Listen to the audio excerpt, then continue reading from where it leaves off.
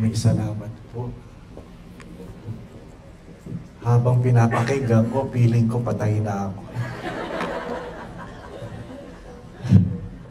Parang yun yung mga sinasabi pag patay na kayo, di ko ba? Masyadong maganda.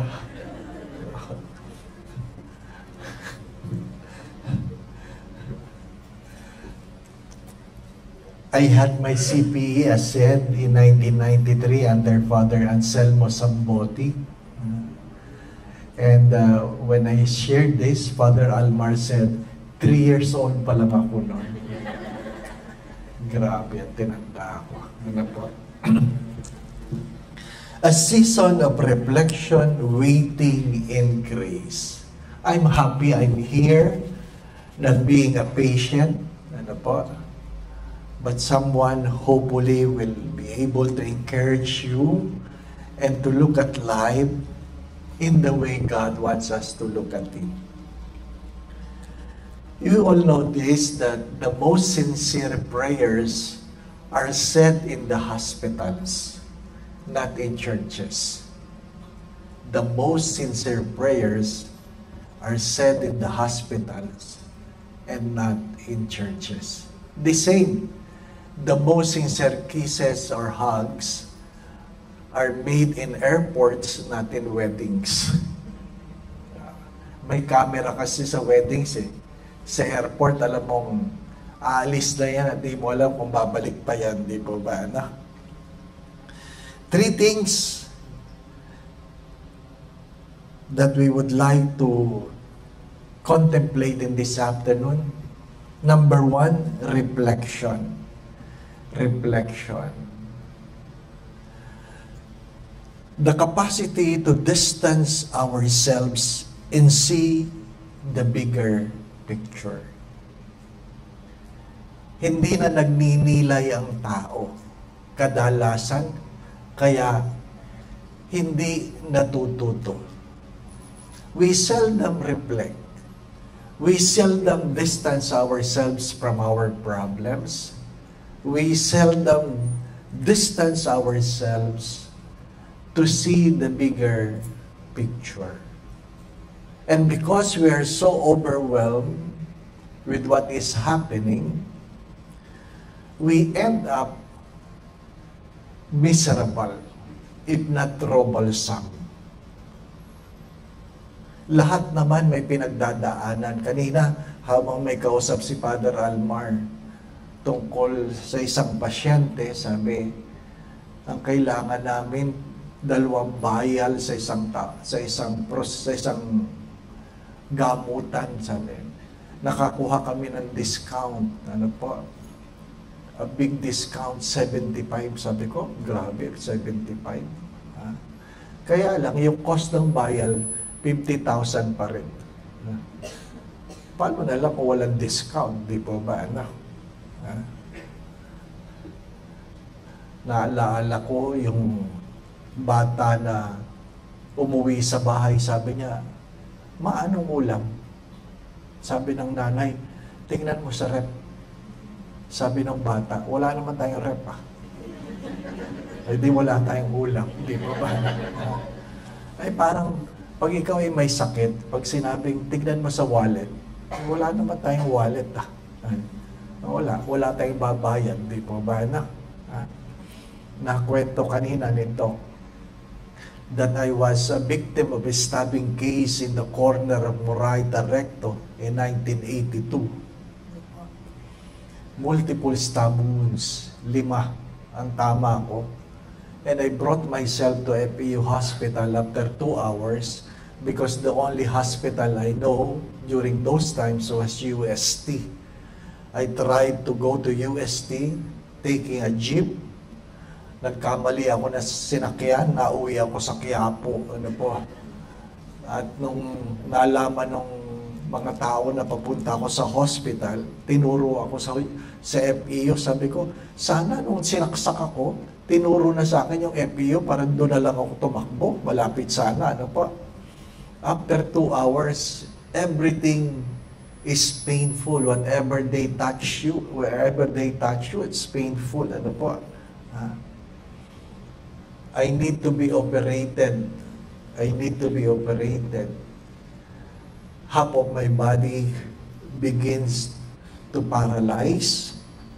And dumating ang nanay at tatay ko, sabi, kailangan natin operahan, kailangan ka daw operahan. Ano? Habang umiiyak, sabi niya, paano yan, wala tayong pera. Okay. Parang gusto mo nang tanggapin, hindi na ako maoperahan, walang pera, di ba bata? Pumayag naman ang doktor na promissory note. I was operated. After 2 days, bumalik yung dating pakiramdam ko.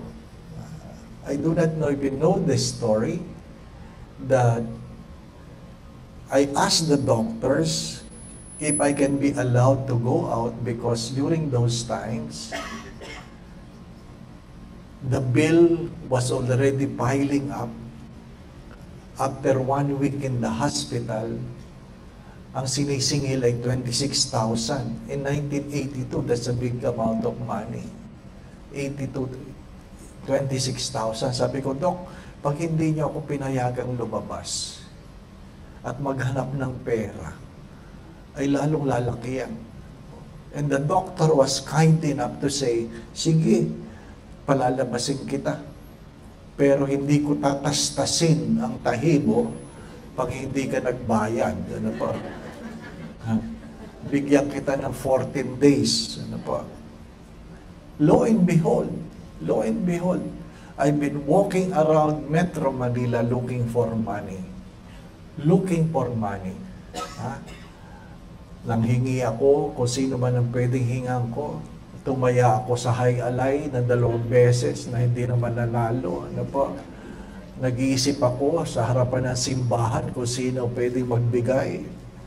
I beg for money. Literally, I beg for money. Ha? Pag ikaw ay may pangangailangan, halos hindi ka na kumakain. Ha? Wala talagang makuha. Pero matalino yung doktor. Bakit? Bago mag 14 days, natutuyo yung sugat, ang kati pala. Ano po? Ang kati. Sabi ko, ang talino ng doktor. Mapipilitan ka talaga bumalik sa hospital, di ba ba?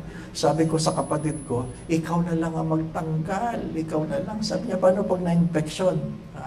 Oo nga. So,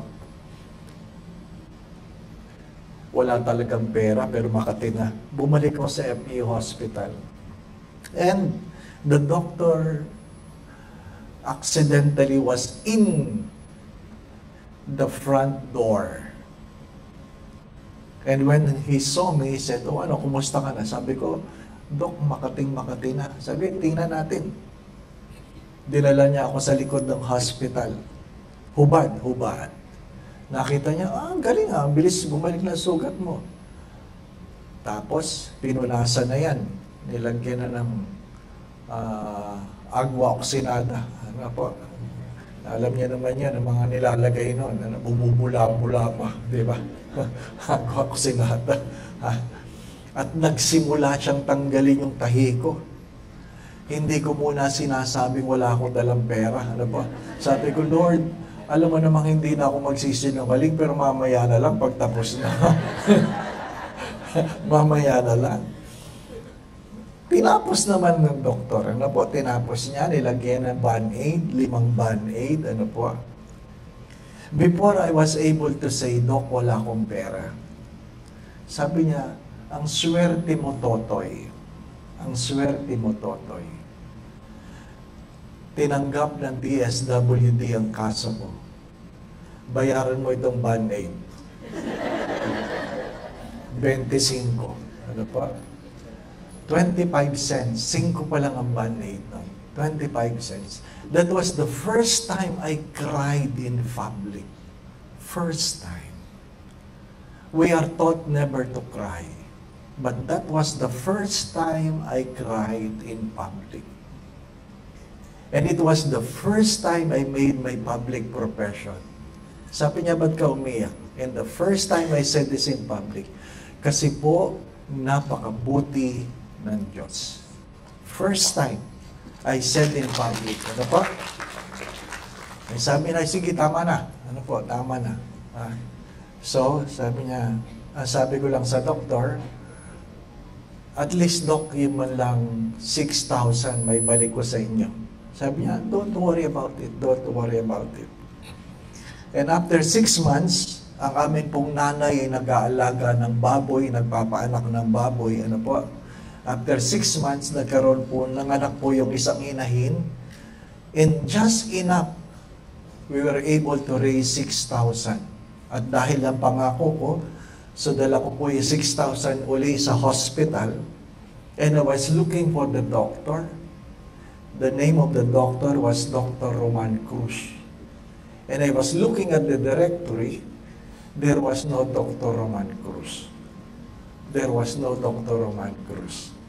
So I asked the information, I asked the guard, kailan po nag-duty si Dr. Roman Cruz? Sabi ng guard, wala ko kaming Dr. Roman Cruz dito. Tanong mo sa information. So tinanong ko sa information, kailan po nag-duty si Dr. Roman Cruz? Sabi, wala kaming Dr. Roman Cruz dito. Sabi kay, hindi po siya po yung nag-opera sa akin. Siya po yung pumirma ng aking medical certificate para makabalik sa school. Sabi nung information, pumunta ka na lang doon sa loob, ha? Tanong mo na lang. Tanong mo na lang. So I went to the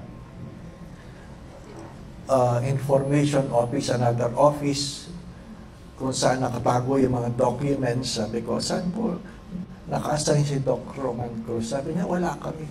Sabi ko, pakicheck po ninyo. Meron pa akong record na hospital ako ng February. Ano po? Sabi niya, ano pangalan mo? Upon checking my records, wala akong record sa FE Hospital na operahan. Ano po? Wala akong record. So, up to now, hindi, tinago ko na lang yung 6,000. Up to now, I have not met again my doctor, Dr. Roman Cruz. Ano po? 1982. 1982. In 2022, I was paralyzed. I was paralyzed, completely paralyzed, not half, but completely paralyzed. Ano po? I was brought to Cardinal Santos because the priest of the Archdiocese of Manila is treated in Cardinal Santos. I see to it that I know my doctor. Ano, sino yung mga doktor ko? Ano po? Para alam ko na kung sino pasasalamatan ko. You do not know. You do not know what will happen, how it will happen. But you can always ask the question, why it happened, and what could be God is trying to tell you. Learn to reflect. The only way to grow is to be able to reflect. Second, what is happening around you is nothing compared to what is happening inside you. What is happening around you is nothing compared to what is happening inside you. We can be in the same situation, but it will come to us either positive or negative. It's either it will break you or make you. If you reflect, deep inside, sabi nga na what will not kill you will make you strong. C.S. Lewis, one of the favorite saying, he says, if your neck is not broken, your house is not burning, and you are not dying, you are not complaining about problems, you are simply complaining about inconvenience. If your neck is not broken, your house is not burning, and you are not dying, you are complaining about inconvenience. It is not about problems. And sometimes we are more overwhelmed by the feeling of inconvenience rather than problems. Problems have solutions. Inconvenience invites a change of attitude. Ang mahalaga, meron tayong panibagong pananaw sa mga bagong natututunan natin sa ating mga karanasan. Ano po? Sa ating mga karanasan. Or else, talagang, sorry for the words, masisira ang ulo natin sa hirap ng buhay. Di po ba? Lahat naman may problema. Ano po? Lahat may problema. There are doctors who cease to go to Mass, who stop praying because they were overwhelmed by what they see in their patients. Nung na-stroke ako, 2022, nadinig ko yung doktor ko sa emergency room. Kaibigan siya ng isang doktor ko rin. Ano po? Sabi niya, tinatawagan niya yung kaibigan ko, doktor, sabi niya, Father Dave might not make it. Father Dave might not make it. Gusto ko, ano kaya itsura ko? Ano kaya itsura ng might not make it na ano po, na nadinig ko? Even though I was completely paralyzed, I can still hear and I can still talk. Even though I cannot move anything, I cannot feel anything, I cannot even open my eyes, but still I can hear somebody saying, he might not make it. I know, ano po, how I feel. But after the next day, I was beginning to regain my senses. I was beginning to feel if they touch my hands, my feet. And the friend doctor that she was calling came at sabi niya, alam mo, si Dr. nagsimba. Sabi ko, bakit nagsimba? Dahil sa milagro nangyari sa iyo. Nangyari sa iyo. I know reasons why some doctors don't go to Mass anymore. Ano po? Pero ang sagot ko, dahil nakita niyang milagro sa akin, sana siya na lang ang na-stroke. Di ba? At sa kanya na lang ang milagro ang Diyos. Di po ba? Ano? Pero pagkakisan, gano'n talaga ang buhay. Sometimes our own experiences is an eye-opener to other people. Ang sarili natin mga pagluha, pagkamisan, ang nagdudulot ng aral sa ibang tao. Kaya, bago magreklamo, itanong sa Diyos. Ano po? Itanong sa Diyos. Again, the necessity of reflection is to allow ourselves to see the bigger picture and to realize that there is something better within us. What is happening inside us is more important than what is happening outside of us. And third, yung mga nag-aeroplano, nadinig nyo na ito, ano po? That you have to put your mask first before helping others. Di ba ba, na? Pag nagkaroon po ng pagbabago ng pressure, may bababa po diyang mask, ano po, isuot nyo muna bago kayo tumulong at isuot ang mask ng katabi. Di ba ba, no? This is also important in reflection. Learn to help yourself first before helping others. Hindi naman kasalanan yun, ano po? Inuna mo yung iba, patay ka. Di ba ba, no?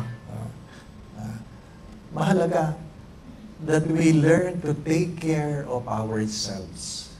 We must learn to take care of ourselves. St. Thomas of Aquinas have said this, grace builds in nature. Ang biyaya ng Diyos ay namumukadkad sa ating mga pagkatao. So, learn to take care of yourself. Learn to take care of yourself. Mahirap yung tulong tayo ng tulong. Ano po? Isa sa kailangan ng tulong ay ang ating mga sarili. Kailangan na ating mga sarili. Learn to put your must first before putting the must of others. Second, waiting. Waiting. Mahalaga yung marunong tayong mag-antay. Number one, a good reminder that you can never eat the fruit of the tree whose seed you just planted today. You cannot eat the fruit of the tree whose seed you just planted today. Gusto natin na magandang buhay, gusto natin magsabi kayo. Yan ay hindi mo makukuha ngayon. Palagi ko yung binibiro, yung mga nag-gym, ano po, nag-gym. Pagpasok ng gym, mag-i-enroll, ano po, mag-gym, magbubuhat ng weights, ano po. Pag-uwi sa bahay, maglalakad na yun ng hubad, pag ganun ganyan. Feeling nila, lumaki kagad sila, di ba? Paano? Yung iba nga nag-diet, isang araw lang na hindi kumakain, magtitimbang agad. Feeling papayat agad, di ba? Paano? Hindi. It takes time. It takes time. Learn to wait. Learn to wait. The fruit of the tree will only be eaten after a certain period of time. Learn to wait. Ano pa? Learn to wait. Second, the best time, sabi nila, when is the best time to plant a tree?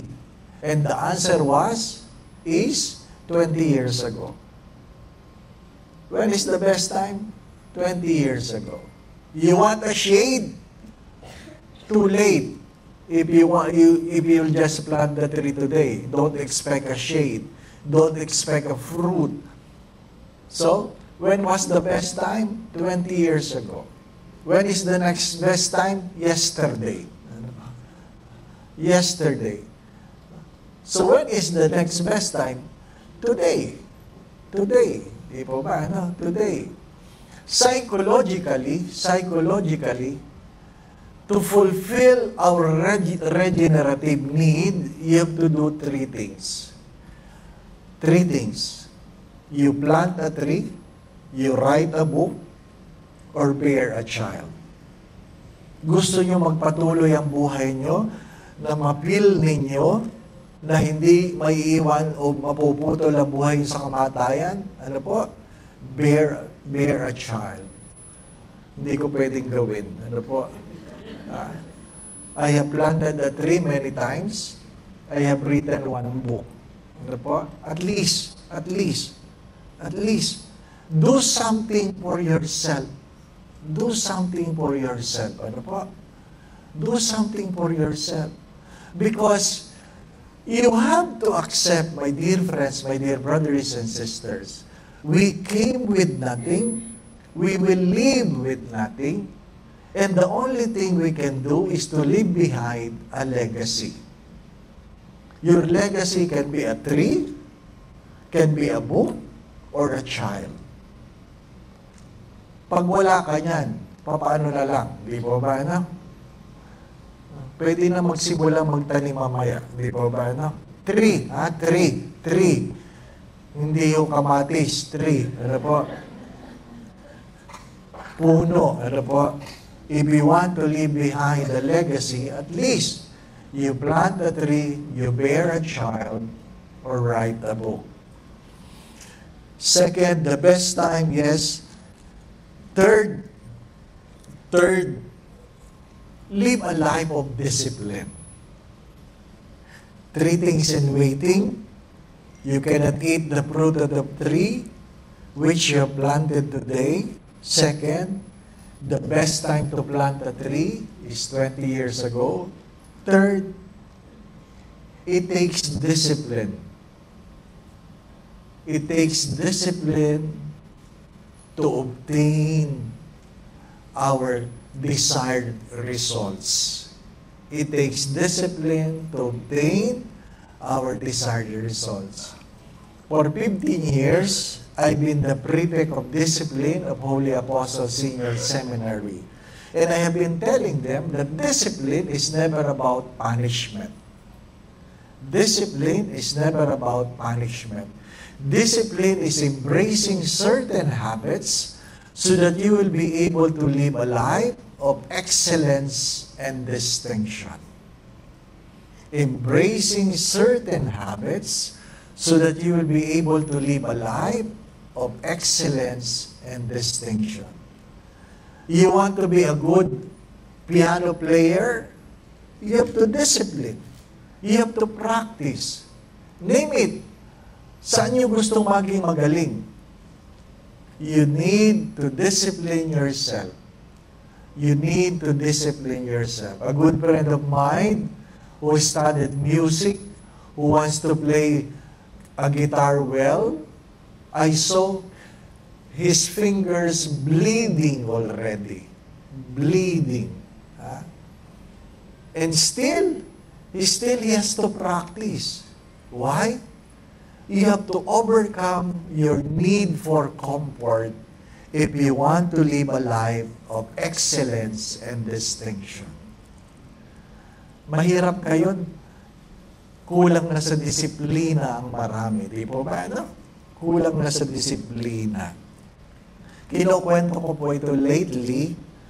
I want to honor a brother, a priest, who was 2 years ahead of me in formation. Nung nag-aaral kami, nabubulag na siya. Nasisira na yung kanyang mata. His eyesight was already deteriorating, and there were many interventions, pero unsuccessful. So tinanggap niya na darating ang araw, magiging bulag ako. But he made the decision that even though I am a priest and blind, I continue to celebrate the Eucharist. How did he do it? He memorized the Eucharistic prayer. He memorized the Eucharistic prayer. Ano po? Nagmimisa siya ngayon, bulag siya. Bulag. Somebody has to stand beside him to read the gospel, and he's the one saying it to the people. His assistant has to stand beside him just to read the presidential prayer, and the rest, siya na. Siya na. Ano po? Malungkot ba siya? Hindi. Frustrated ba siya? Hindi. Miserable ba ang buhay niya? Hindi. Bakit? He disciplined himself, being able to see the future. My dear friends, learn to live a life of discipline. Good health is all about discipline. I lost how many kilos? From 87 to 72. 15 kilos after my stroke. What was the greatest discipline? Ay bantayan ang diet. Ano? Sabi ng doktor, bawal ito, bawal ito, bawal ito, bawal. Ang daming bawal. Ano po? Sabi ko lang, Dok, to summarize, ano po ba talaga ang bawal? Ang sabi niya, basta masarap, bawal. Di tapos, di po ba? No? Basta masarap, bawal. Hindi. Ano pa kakainin mo? Di po ba? No? Pag may nag-alok sa'yo, Father, kain ka, masarap yan. Bawal po yan, bawal. Ano po? Father, kain po tayo doon. Masarap doon. Bawal po, bawal. Ano po? Gano'n talaga tanggapin ninyo. Sabi nung isang pari na na-stroke, sino man doktor mo? At least ikaw, maayos na. Ako hindi pa. Sabi ko, itong mga doktor ko, ito ang neuro ko, ito ang cardio ko, ito ang PT ko, ito ang pulmo ko, ito. Pinuntahan niya lahat sa Cardinal Santos. Tapos, after 1 month, sabi niya, nakausap ko ng mga doktor mo. Ano sabi? Ang higpit! Ang higpit! Ano ngayon? Ano gagawin mo? Naghanap ako ibang doktor. Ganon tayo, hindi po ba? No? We want a good life, but we don't want to discipline ourselves. My dear friends, We are a product of our own choices. We are a product of our own choices. Huwag magagalit yung mga doktor, ano po? Pero, yung nagsasabing, ayusin mo ang timbang mo, sila yung mga matatabang doktor, no? Di ba? Oo, ayusin mo. Ha? Bakit? May gamot naman, hindi ba ba, no? Self-prescription, ha? My dear friends, well, we are a product of our choices. Nakapila kaming ganyan sa kainan pagkatapos na recollection. Yung isang pare, galit na galit. Sabi namin, ano ba, ang tagal mo dyan? Sabi niya, kasi itong kinuha nating caterer, wala man lamang taba ang kare-kare. Ano po? Siyempre, naintindihan ko yan kasi masarap sa kare-kare matabang pag ginanon mo, nahuga, di ba ba? Pag sinubo mo, parang natutunaw-tunaw sa bibig, di ba ba? Na? Sabi, ay tinanggal talaga yan kasi bawal. Bawal. Sabi niya, ano yung pang gamot kung hindi kakain ng bawal? Ano po? Pari yun. Ano po? Ha? Patay na kayo, patay na. At least, di ba? You have made your choices. Di ba ba? Ano? Ha? Ngayon, sinasabihan ko na, huwag nyo nang pagbawalan, huwag nyo nang pagbawalan. Sabihin nyo lang, bawas araw yan. Bawas araw. Ano? Pag kinain mo yun, mababawasan. Ilang araw ka na lang, mababawasan. Ano po? Ilang taong ka na lang. Ha? We want an immediate result without discipline. Why? Because we cannot wait. We cannot wait. My dear friends, the golden gift of waiting is important. We reflect and we wait. And what is grace? What is grace?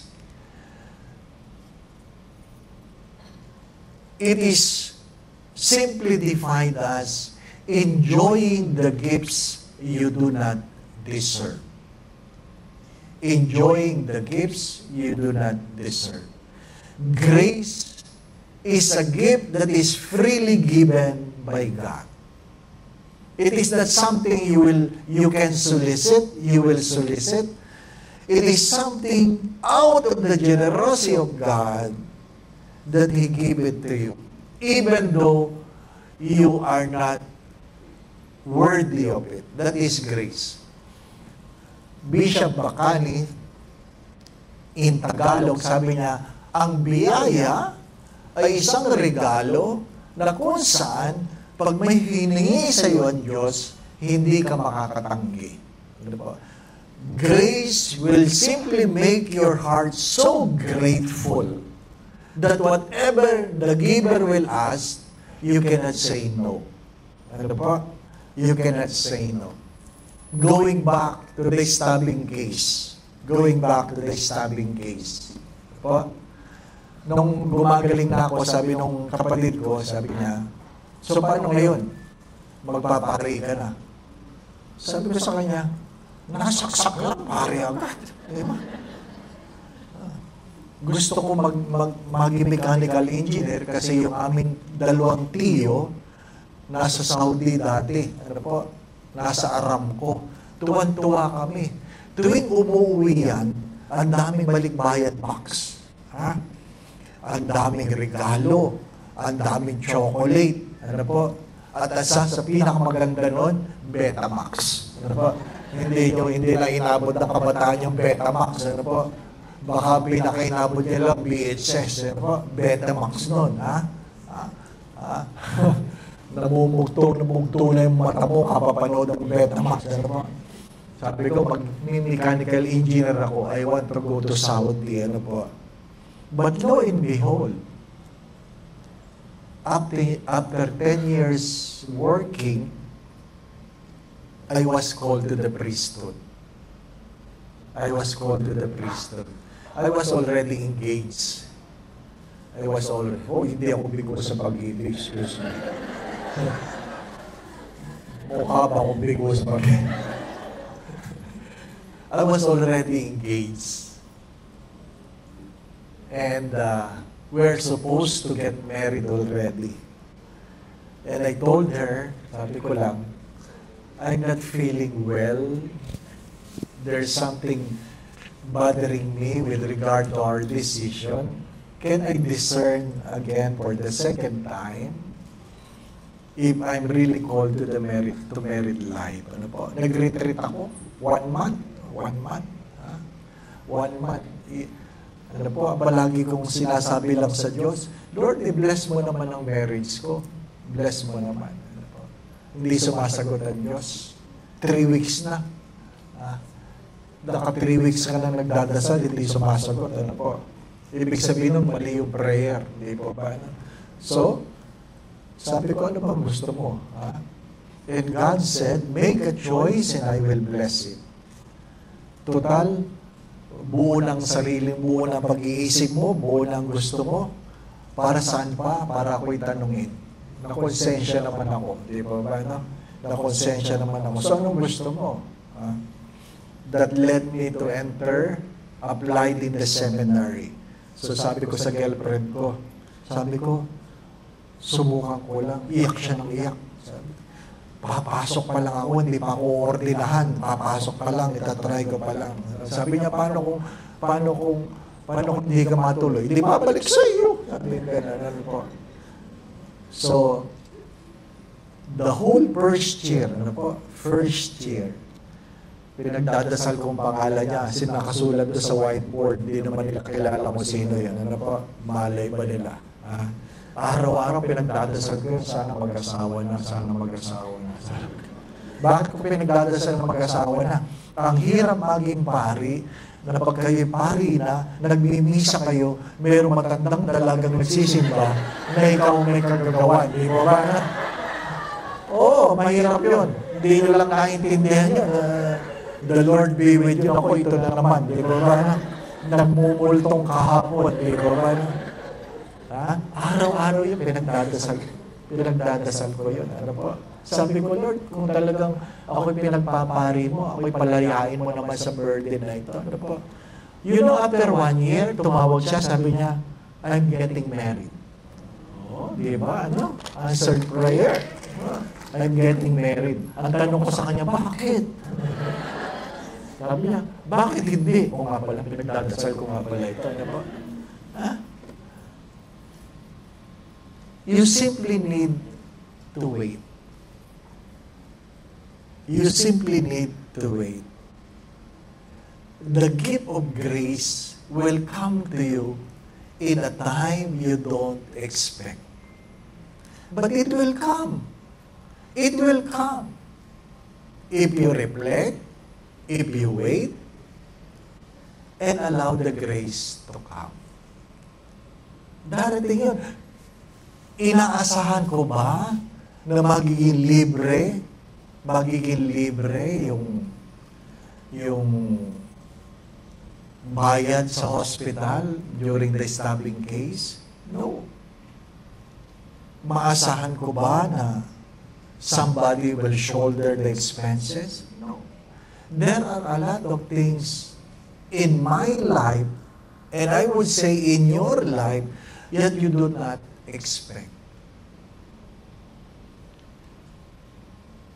Sabi nga kanina, ni Doc Giselle, ano po, I had my own depression, na-depress ako, ayaw kong kumain, ayaw kong lumabas ng kwarto, ayaw kong makakita ng tao, I don't listen to anybody. My good spiritual director never advised me. Sabi niya, well, alam mo naman pag depressed, hindi nakikinig, so huwag mo nang payuhan, di ba ba, ano? Tanungin mo lang, kumusta ka na? So every day, the only thing I can hear from him, kumusta ka na? Hindi ako nasagot. Because I know I'm not well, I'm not better. But every time, every day, every time I open my door, every time I put my hands to the doorknob, two things I keep on saying. Sabi nga nito kanina, alam ko, Lord, na mahal mo ako, at alam mo, mahal kita. That's the only thing I know as of the moment. Pag ikaw ay nakalubog sa problema, hindi mo alam ang solusyon, hindi mo alam kung saan ka pupunta, hanggang kailan, pero dalawang bagay ang mahalaga. Because of grace, alam mong mahal ka ng Diyos. At sana alam mong mahal mo ang Diyos. Pag may pasyente ka na hindi mo alam kung ano ang dapat gawin, remember those words. Mahal ka ng Diyos at mahal mo ang Diyos. Alam mo na mahal yan ng Diyos. At lahat ng tao, kahit sino man, pag nasa bingit na ng kamatayan, natututong mahalin ng Diyos. Di ba? It might be a grace moment for that person. A grace moment. Yun nga nakapako sa cross, di ba? Katabi ni Jesus, nasabi niyang alalahanin mo ako pagdating mo sa iyong paraiso. Di ba? Nag-prex ba yan? Nagsimba ba yan? Hindi naman. Umattend ba yan ng prayer meeting? Hindi. Wala yung ginawa. Magnanakaw nga yan, di ba? Hindi ko lang alam kung yung mga contractor ngayon, hindi ko lang alam sila pa. Hindi ko pala alam. Pero nung sinabing, alalahanin mo, remember me. Then he was given entry to heaven. Di ba? It is grace. It is grace. Sabi nung iba, so pwede ko rin yung gawin, Father. Sa pagdating ng huli, sabihin ko lang sa Panginoon, alalahanin mo ako pagdating mo sa iyong paraiso. Sabi ko, pwede naman yan palagi. Mabait ang Diyos. Huwag mo lang kalilimutan, nakapako yun. Nakapako. So kung gusto mong gano'n, magpapako ka rin. Di ba? Si Father Almar, mag-volunteer yan, ipako ka. Di ba? Grace is not something you will solicit. It is not something you cannot demand. It is freely given. Ano pa? It is freely given. We do not deserve. And yet God, the source of grace, has so much love for you in spite of. Third, about grace, do not forget, unless the Lord bless the works of your hands, you will labor in vain. Keep that in mind. Unless the Lord bless the works of your hands, you will labor in vain. Ano man ang iyong pagsusumikap, kung hindi yan pagpapalain ng Diyos, mauuwi lang yan sa pagkapagod. That's why Saint Ignatius of Loyola said this, when you pray, pray as if everything depends on God. But when you work, work as if everything depends on you. Do your best. Hindi 50-50, dapat 100%. 100% prayer, 100% work. And ask the Lord to bless the words of your hands. Ano pa? Pagka minsan, pag feeling natin, ako expert ako dyan, ako magaling ako dyan, you begin to enter into your work without even asking the Lord, Lord, please bless my work. Nakakalimutan niya ng mga maraming doktor. Ano pa? Sabi, ngayon, may mga doktor na sasabihin, Father, pagdasal mo naman, may operation ako ngayon. Okay, I'll pray for that. Father, you will lose nothing in coming before God. Di po ba? In coming before God. At least, you have a prayer in your mind and in your heart. Kailangan ba mahahaba? Hindi. Ang paborito ko si San Isidro Labrador. Dalawa lang ang prayer ni San Isidro Labrador. He was made a saint for this. Alin? Before he go to the farm, before he plow the field, he will pass by the church. Sometimes the church door is still closed. He will just stand in front of the door, in front of the church and says, Lord, andito na po ako. I am here. After taking some time in prayer, the next prayer will say, Lord, alis na po ako. Can you imagine? He was made a saint for that kind of prayer. Many of his colleagues, naiinggit sa kanya, inireklamo siya sa amo niya, At sinabihan yung amo, hindi ho yan nagtatrabaho. Tingnan po ninyo sa sakahan, wala siya doon. Ano po? And the story is, pinuntahan nila yung field, and there was an angel flowing the field.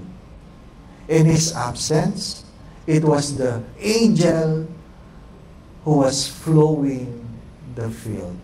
Anghel ang nag-aararo sa sakahan. Ano pa?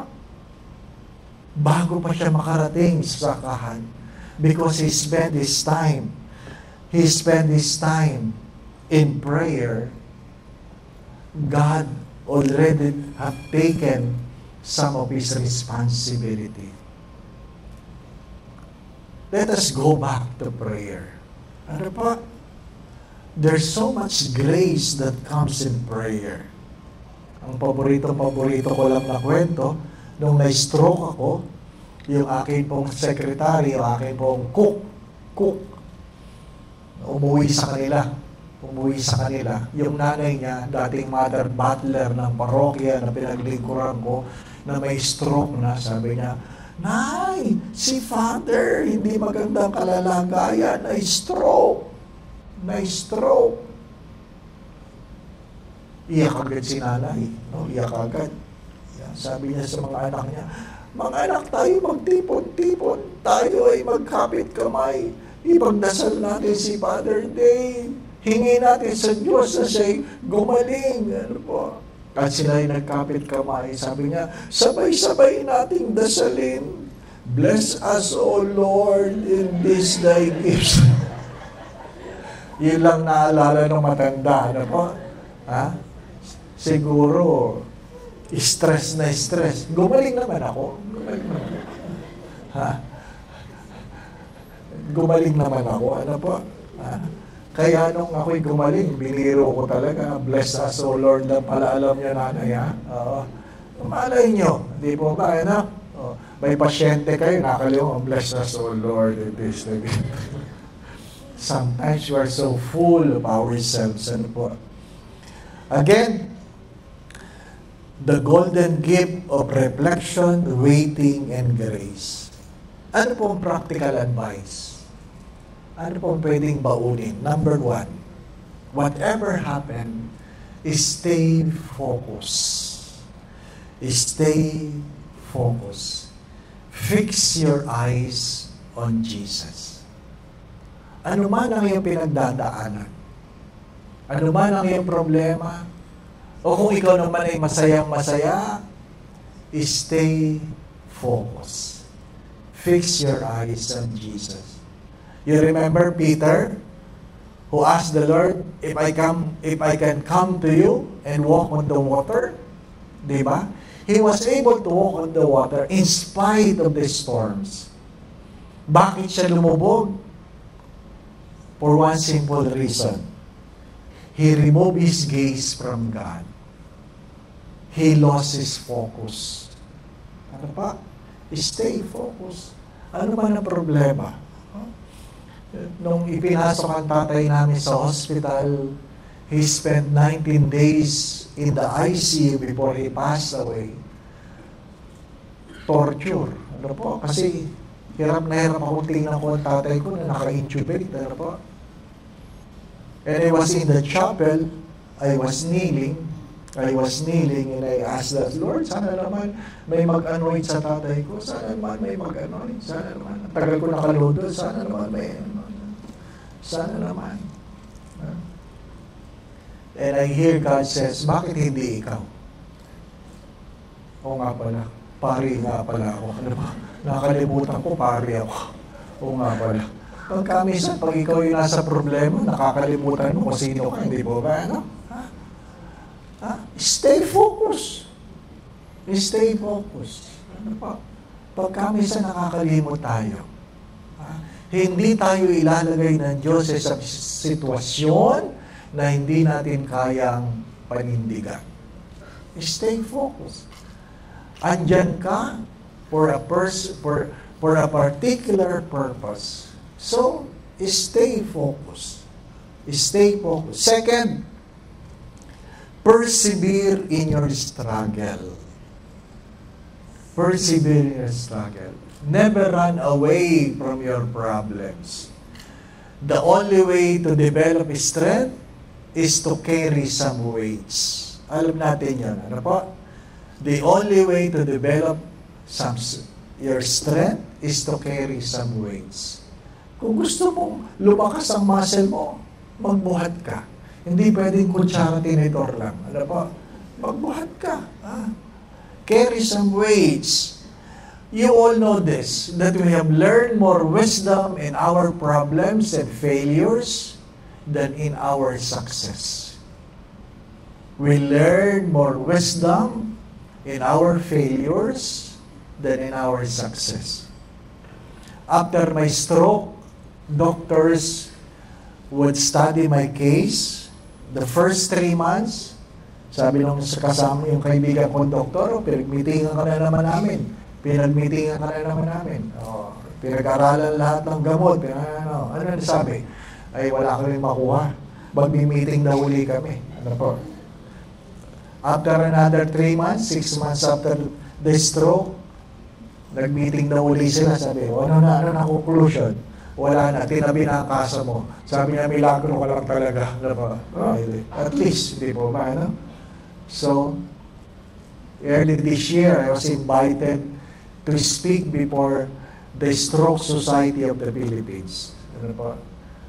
Mahirap yung ikaw nagsasalita, tapos alam nila, ikaw pala yan, ano ba na? Yan pala yung may stroke, di ba ba na? Kilala nila lahat yung doktor na sinasabi ko.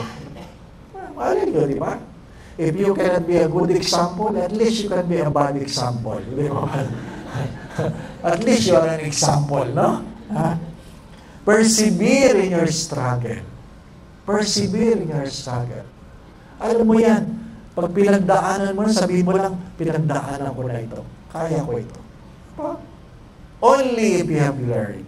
Only if you are able to reflect. Di ba ba na? Father, wala ka bang struggle pag nakakakita ka na masarap? Siyempre may struggle ka, di ba ba na? Pag nakakakita ko ng masarap na pagkain, hindi ko pwedeng kainin. Sinasabi ko na sa sarili ko, ay, nakatikim na ako niyan. Tapos at least nakatikim na ako niyan, di ba ba? Alam ko pa rin kung ano mga paborito ko, di ba? Yung aking kaibigan, may allergy siya sa ice cream. Can you imagine? May allergy sa ice cream. Malungkot na kwento yun. Ano po? Oo. At least ako, may pwede pa akong kainin siya. May allergy sa ice cream. Ngayon, pag nagkikita kami, sabi ko, kumusta na? Sabi na, in heaven, I can eat all the ice creams. Diba? At least mayroon kang foresight, ano? Sabi ko, siguraduhin mo, mapupunta ka sa langit. Ano ba? St. Pierre, tunaw ang ice cream. Ano? At least, have a proper perspective. Persevere in your struggle. There is something we can always learn from our mistakes, from our failures, from our own struggle. Ano ba? Kaya mo yan. Ha? Hindi yung napagsabihan ka lang, magmumukmo ka na. Di ba ba na? Resign agad, resign. Ha? Ang hirap nung gano'n. Napagsabihan lang, resign. No? Pwede namang hindi resign. Di ba ba na? Ha? Learn. Stay focused, persevere. And third practical advice, learn to wait on the Lord. Learn to wait on the Lord. Ano ba? Because whether you like it or not, as I've said earlier, there are things that will simply take time before it will really happen. Diba? Can you imagine if Saint Monica stopped praying for Saint Augustine? Wala tayong Saint Augustine. Diba? But Saint Monica never stopped praying for Saint Augustine. She persevered. She persevered. Ha? Hindi siya nawala ng pag-asa. Ano po? How we wish to know the story that every time she prays, nagbabago ang ugali ni San Agustin. Hindi naman. only after some time that Augustine asked that he wants to be baptized. It takes time. Ano pa? It takes time. Ha? May mga bagay na hindi dumadali. May mga bagay after sometimes dumadali. Di ba ba, anak? Magsisimbang gabi na naman. Di ba ba, anak? At least nakakapamili ka kung gusto mo madaling araw o gabi. Di ba ba, anak? Ha? Sa madaling araw, ang hirap. Sabi nung nanay doon sa anak, anak, alas 3 na, gising na. Alas 4 misa. Simba. Sabi nung anak, pwede, balikan mo ako, Nay. Balikan mo ako. Antok lang ako. After 30 minutes, sabi nung nanay, malilate ka na. Nay, konti na lang. Hindi ka na maliligo. Sabi, kahit na, hindi na. After 15 minutes, sabi ng nanay, pwede ba bumangon ka na? Late ka na. Sabi ng anak, Ma, pwede ba hindi ako magsimbang gabi ngayon? Sabi ng nanay, hindi pwede, ikaw nagmimisa. Kahit pa rin, nahihirapan, di ba ba? There are things that don't become easy. May mga bagay na sa tinagal-tagal, namamaster mo pero hindi dumadali. Ano pa? Hindi dumadali. Tanggapin natin yun. Ano po? Pag kayo mag-o-opera, talagang ganyan na talaga yan. Di po ba, no? May mga bagay na hindi dumadali. Pero nagbabago ang ating mga attitude. Hopefully, we're able to hone our attitude. As I always say this, attitude is the librarian of the past, the speaker of the present, the prophet of our future. Our attitude is the librarian of the past, the speaker of the present, the prophet of our future. If you want a better future, you start working on your attitude. Because you might be strong, but with the wrong attitude, you will go nowhere. Attitude, my brothers and sisters. It is the attitude that makes us smile in the midst of problems. It is the attitude that helps us persevere even though we feel so tired. It is the attitude that helps us go through life in spite of. Lahat may problema. Di ba? Kung ano man ang iyong problema, daanan mo lang. Ano po? Lilipas din yan. Lilipas din yan. Lahat ng kaaway mo, lilipas din. Di ba ba? Kung mayroon nagsasalitang masama sa iyo, galit na galit sa iyo, ngitian mo lang. Ayaw tumigil, tingnan mo ng mata sa mata at ngitian mo. Di ba ba? Inis na yan, lalo magagalit yan. Ano po? Magbumura yan, kung ano gan. Ngitian mo lang. Pag ayaw talaga tumigil, huminga ka ng malalim. At pagkatapos sabihin mo sa kanya, mamamatay ka rin. Lahat ng bagay lilipas. Ano pa? So, huwag kayo masyadong nag-aalala. Nagkakamali tayo. Normal lang yun. Di ba ba? Nagkakamali tayo. Normal lang yun. Diba? At marami kang hindi inaasahan sa mga darating na panahon. Di ba ba? Ang malaking struggle ko nung ako'y na-stroke. Siyempre, completely paralyzed. After so many procedures, at 1:30 in the morning, the nurse in charge, sabi niya, Father, ililipat ka na po namin sa ICU. Kasi nadinig ko, pinag-uusapan nila ako 1 week sa ICU, 1 month sa hospital. Nakaplano na ang buhay mo, di ba ba? Hindi ka naman makatanggi. Kasi paralyzed ka, di ba?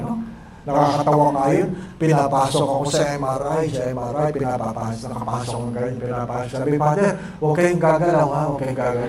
Paano makakagalaw? Paralyzed na, di ba? Ito mga doktor na ito, gagalaw. Kami siya, nakakalimutan nila, paralyzed yung pasyente nila. Ano po? So, 1:30 in the morning, sabi, Father, lilipat ka po namin sa ICU. Ano po? Opo. Father, magda-diaper tayo. Naku. Magda-diaper ako. Parang tumigil ang mundo, magda-diaper ako. Siyempre, di ba? Paano ako magda-diaper? Di tatanggalin ang pantalon mo, di ba ba? Father, tatanggalin ko na ang pantalon mo. Tatanggalin na. Gusto ko sabihin, sino yung mga tao dyan? Sino yung mga tao, di ba ba? Ha? Tapos, Father, bababa ako ng brief mo. Lord, makikita na nila. Makikita na nila. Sino kayo mga tao dyan, di ba ba? Ang hirap nun, ha? Bakit? Ha? Pare ako eh. Pare ako. Di pa ako, the Lord be with you. Diba? Yung mga nakakita ko na yan. Diba? Mag-iingat ka, Padre Alman. Diba? Diba? Hindi mo alam. Hindi ka makakapaghanda. Diba ba? Ano? It took some time for me to accept an invitation to say Mass in Cardinal Santos. Talagang kaya ko yung talk, pero yung ini-imagine ko, sino yung mga doktor na nandun, mga nurse, di ba? Ate sila. I'm sure meron doon. Tawa lang sila ng tawa. Ang hirap, di ba? No? Sabi nung kasama kong pare, na ako'y naka-recover, sabi niya, bago ang break mo. Mali ko ba kung may stroke ako, di ba? Na magbasunod ako ng bagong break, di ba? Kahit pari ka o madre ka, wala, pare-parehas lang yan, di ba ba? Ha? Pero mahirap talaga. Mahirap. Ha? Kaya pa minsan-minsan. Kasi masarap matulog ng gula-gulanit, di ba ba? Pag kinuha ka ni Lord, gula-gulanit. Sabi, ba't ganyan naman yan, di ba ba? Be prepared. But don't worry. Don't rush. Don't rush. What I'm trying to say, even though it's Christmas, there is no moratorium. Diba? Even though it's Christmas, walang moratorium. Marami pa rin sa emergency room. Marami pa rin nagkakasakit. At may mamamatay rin. Di ba ba? The gift of Christmas is not the moratorium, but to be able to see life in a different perspective. In a different perspective. Ano po? Palagi ko ito kinukwento. Ano po? Kinukwento. After doon po sa misa sa patay, iyakan. Iyak. Lahat? Ano ba naman ito? Iyakan. Ano po? Pagkatapos ng misa, sabi nung nanay, sana Father, pag may namatay, sabay-sabay na lang. Sabi ko, bakit naman po? Para wala nang iyakan. Kaya sabi ko sa kanya, hindi naman ako tama yan, nanay. Sabi, bakit naman, Father? Inibitahan nyo lang ako mag-bisa sa amin. Hindi naman tama yan, di ba? Hindi naman tayo sabay-sabay dumating, di ba ba? Ano? Siyempre, yung mga unang dumating, unang aalis, di ba ba? Ano? At saka sinasabi ko na ito ngayon, ladies first. Di ba? Di ba, Dok? Ladies first. My dear friends, my brothers and sisters, you cannot change life, but you can always have a new perspective. You cannot control your situation, but you can always have a different attitude. Ang pinagkaiba lang ngayon ay sino ang meron tamang pananaw. Wherever you are, whether you're in church or hospital, whether you're in airport or weddings, it doesn't matter. Because what is happening around you is nothing compared what is happening inside of you. And do not forget this. Do not forget this. All things work for good on those who love the Lord. Amen.